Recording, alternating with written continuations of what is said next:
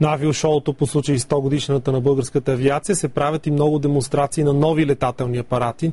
През изминалите няколко години все повече хора летят с малки самолети, а в България това хоби тепърва се разраства.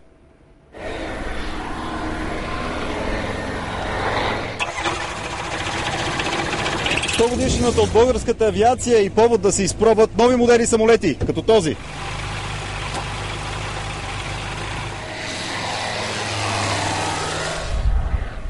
В Западна Европа има истински бум на любителската авиация. Масово се купуват евтини малки самолети. През последните 5 години в Италия са регистрирани 15 000 такива самолета. Във Франция 28 000. Вече не е хоби за богатите хора. Всеки може да лети, всеки може да си купи самолет. По-практичното приложение на малките самолети са разузнавателни полети при природни бедствия, като пожарите, например.